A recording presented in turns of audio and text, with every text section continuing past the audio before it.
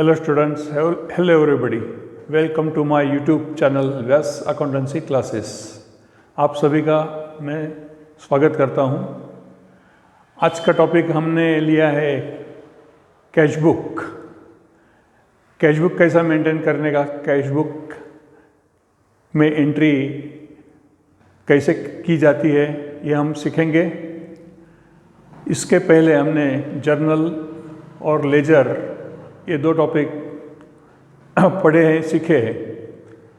इसके बाद अब कैश बुक की बारी है. बिजनेस में जब कैश ट्रांजैक्शन होते हैं, कोई भी व्यवहार कैश बेसिस पे होता है, तो वो सब रिकॉर्ड करने के लिए कैश बुक ओपन किया जाता है, कैश बुक रखा जाता है. All type of cash transactions are recorded in cash book. अब कैश बुक कैसा होता है, क्या होता है, उसका हम फॉर्मेट देखेंगे. तो यहाँ पर विशाल ट्रेडर्स नाम की फर्म है. उन्होंने अपना एक कैश बुक बनाया है, कैश बुक रखा है. कैश बुक का फॉर्मेट लेजर अकाउंट जैसा ही होता है. जैसे कि हमने पिछले टॉपिक में लेजर अकाउंट्स पढ़े, देखे,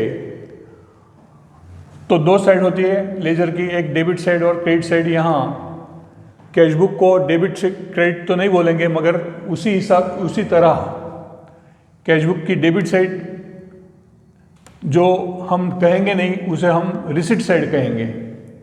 और जब कैश हमारे पास आती है, बिजनेस में कोई भी ट्रांजैक्शन होता है, जब कैश कम्स इन, बिजनेस में कैश आती है, तब वो रिसिट्स साइड पे लिखी जाती है, उसकी एंट्री. और जब कोई पेमेंट होता है, हमारे यहाँ से कैश, हमारे बिजनेस में से कैश चली जाती है, हम किसी को कैश देते हैं, तो वो पेमेंट होता है और इसलिए एक पेमेंट साइड होती है. लेजर में उसे हम क्रेडिट साइड बोलते हैं, कैश बुक में हम उसे पेमेंट कहेंगे. तो बेसिकली दो साइड्स हैं, एक रिसिट साइड और दूसरी पेमेंट. और भी जो कॉलम्स है, वो ये कॉलम है रिसिट साइड पे डेट, रिसिट्स यानी कि पर्टिकुलर्स, एलएफ लेजर फोलियो और कैश बैलेंस रुपीज. अभी कैश बुक में बैंक कॉलम भी रखा जाता है. बैंक से रिलेटेड जो भी ट्रांजैक्शन है, वो रिलेटेड ट्रांजैक्शन भी कैश बुक में ही दिखाए जाते हैं, हम वो लिख सकते हैं. इसलिए कैश कॉलम के पास एक बैंक कॉलम भी है. इसलिए यह cash book double column cash book हो गया. डबल कॉलम कैश बुक यानी कि cash book with cash and bank column. फिर से date, receipts, LF, cash and bank column also there. Cash column and bank column दो column है, इसलिए ये डबल कॉलम कैश बुक हो गया. पेमेंट साइड पे भी वही कॉलम है, डेट, पेमेंट्स यानी कि particulars, LF ledger folio, cash rupees, bank rupees. इस तरह ये पूरा फॉर्म जो है, एक cash book with cash and bank column, cash book with cash and bank column, इस तरह हमने ये कैश बुक का पूरा फॉर्म देखा. अभी हम डबल कॉलम कैश बुक और cash book with cash and bank column किस तरह लिखा जाएगा, किस तरह रखा जाएगा, ये एक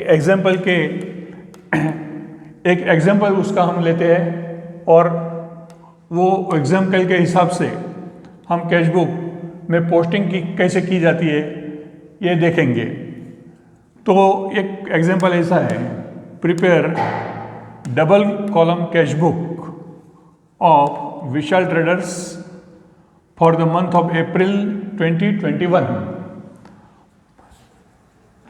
फिर से example, prepare double column cash book of Vishal traders for the month of April 2021. और 1 अप्रैल को ट्रांजैक्शन लिखा गया है, balance of cash ₹15,000 and bank balance ₹30,000। ये ओपनिंग कैश बैलेंस हुआ। ओपनिंग कैश बैलेंस हमेशा कैश बुक की रिसिट साइड पे लेना है। तो डेट कॉलम में 2021 अप्रैल 1 और जिस तरह हम लेजर में कैश अकाउंट को बैलेंस लिखते थे उसी तरह कैश बुक में लिखना है रिसिट्स कॉलम में टू बैलेंस ब्रॉट डाउन। अप्रैल 1 का ये ओपनिंग बैलेंस है, कैश इन हैंड यानी हमारे ऑफिस में कैश जो है 15,000। उसी वक्त 1 अप्रैल को बैंक में हमारा डिपॉजिट है, डिपॉजिट बैलेंस है 30,000। इस तरह to balance brought down 15,000 13,000 respectively, यानी कैश कॉलम में और बैंक कॉलम में हमने ये बैलेंस लिखने की पद्धत to balance brought down. Next transaction इस अप्रैल मंथ में जो होते हैं 5 अप्रैल को कैश सेल्स यानी हमने हमारा माल सामान कैश बेस पे बेचा है, सेल किया है, हमें कैश मिलेगी और हमारे पास से माल सामान जाएगा। उसकी जर्नल एंट्री हमने पढ़ी है, सीखी है, cash account debit to sales account.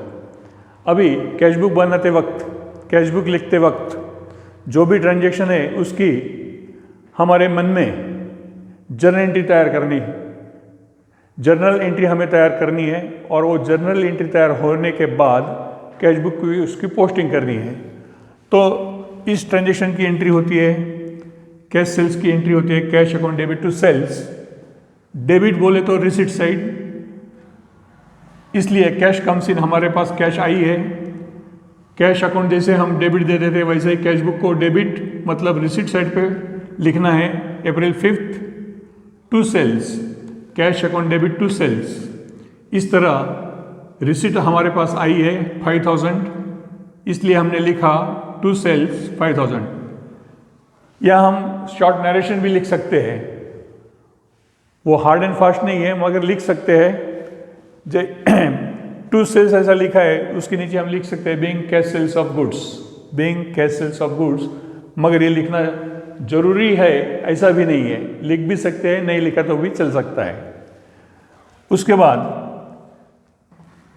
10 April को deposited cash into bank ₹7,000। 10 April deposited cash into bank ₹7,000।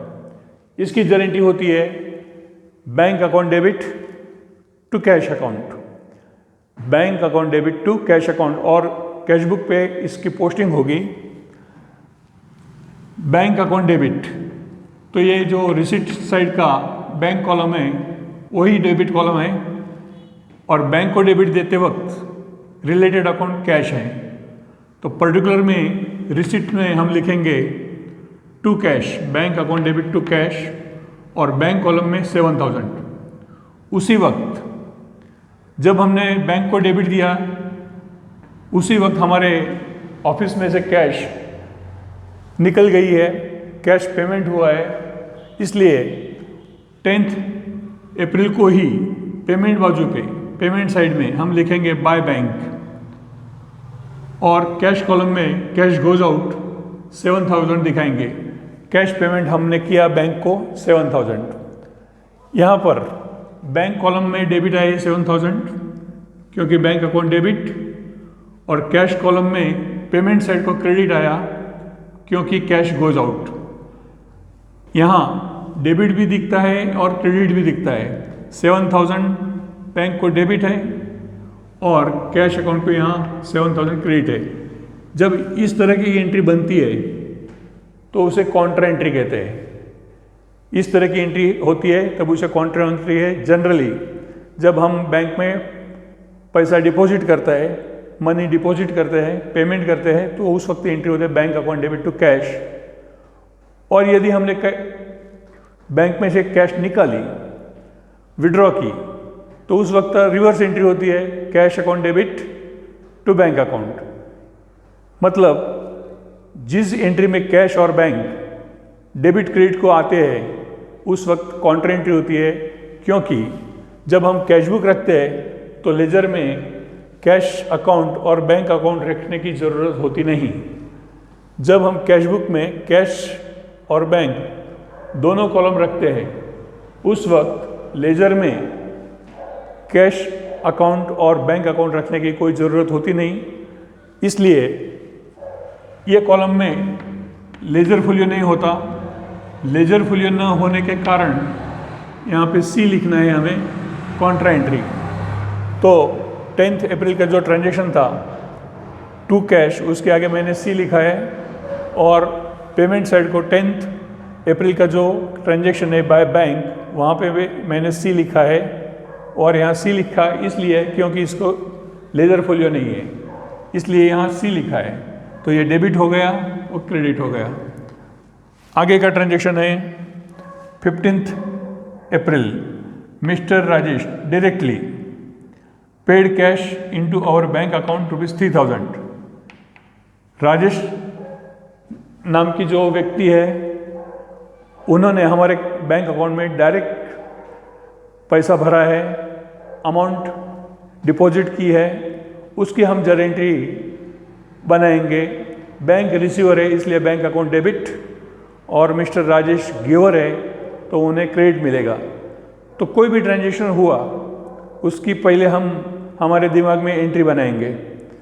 तो एंट्री बनी गई है bank account debit to Rajesh account. उसकी पोस्टिंग जब हम डेबिट बोलते हैं तो रिसीट साइड को उसकी पोस्टिंग करना है।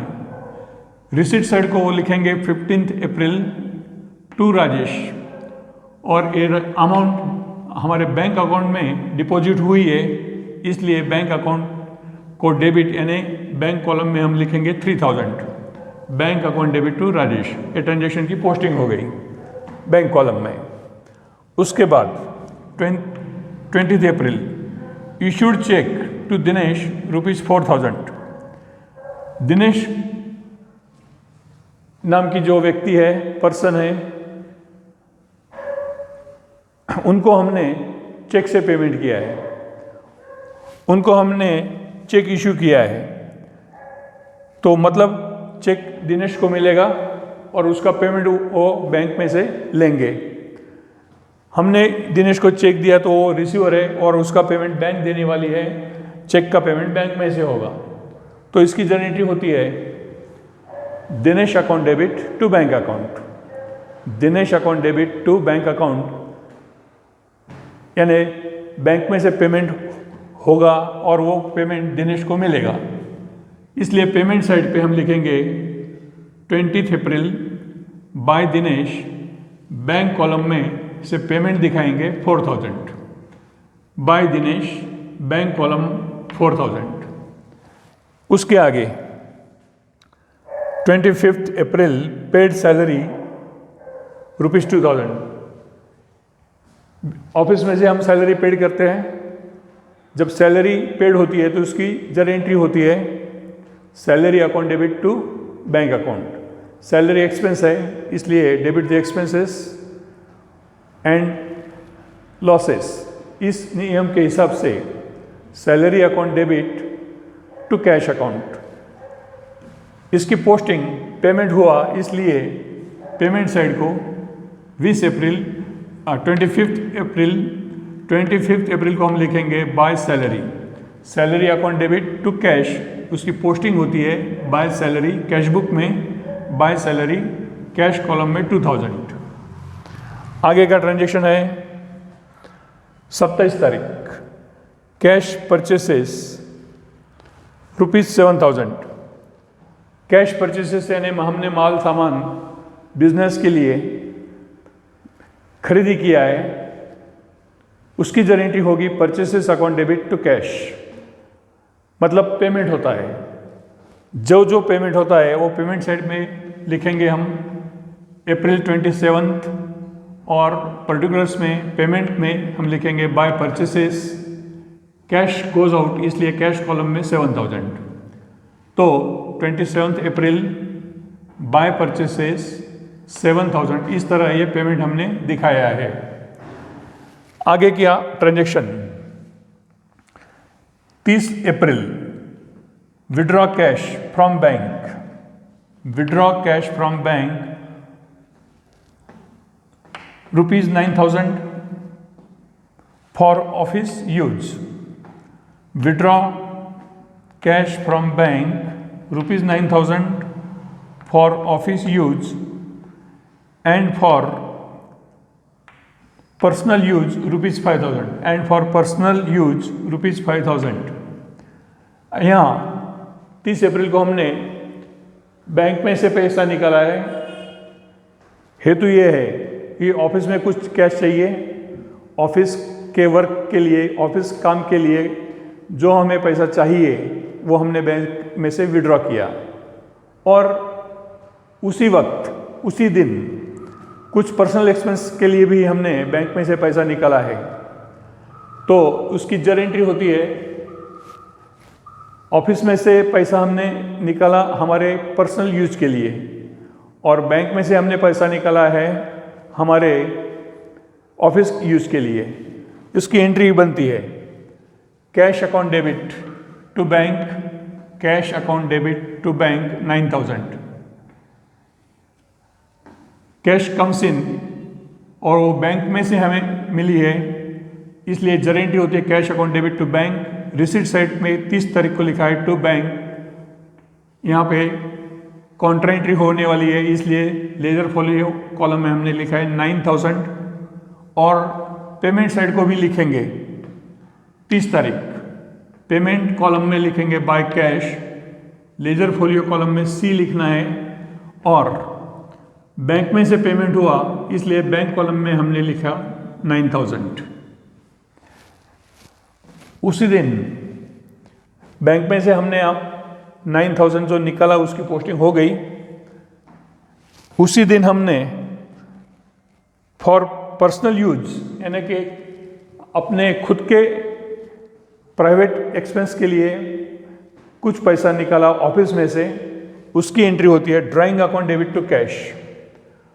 Drawing account debit to cash, तो 30 तारीख को हमने लिखा बाय ड्राइंग ₹5,000। ऑफिस में से कैश विड्रॉ की है पर्सनल यूज के लिए। जब जब हम पर्सनल यूज के लिए कोई भी खर्चा करते हैं तो ड्राइंग अकाउंट को डेबिट मिलता है, उसकी एंट्री होती है drawing account debit to cash, और पोस्टिंग की है हमने बाय ड्राइंग 5,000। इस तरह जो मंथली ट्रांजेक्शन थे वो सब हमने कैश बुक पे रिकॉर्ड किए। जो भी पैसा आया वो रिसिट में, रिसिट साइड को हमने दिखाया। जो पैसा का पेमेंट हुआ, जो मनी हमारे, जो अमाउंट्स हमारे बिजनेस में से पेड हुई है, वो सब अमाउंट हमने पेमेंट साइड पे दिखाई है। अब इसका बैलेंसिंग करेंगे। जैसे हमने कैश अकाउंट का बैलेंसिंग सीखा है उसी तरह ये कैश बुक का बैलेंसिंग करना है। तो रिसीट साइड ये बड़ी है कैश कॉलम और बैंक कॉलम की। रिसीट्स की टोटल हमने लिए 29,000 कैश कॉलम, बैंक कॉलम की टोटल लिए हमने 40,000। अब ये 20,000 और 40,000 में से जो पेमेंट हुआ है वो पेमेंट हम डिडक्ट करेंगे, माइनस करेंगे, और 30 तारीख को जो कैश हमारे पास बची है उसे हम बैलेंस कहेंगे। जो भी कैश बैलेंस हमारे पास रहा है, बचा है, वो 30 तारीख को हम इस तरह लिखेंगे बाय बैलेंस कैरिड डाउन। अभी 29,000 में से 21,000 का पेमेंट हम माइनस करेंगे और बैलेंस है 8,000।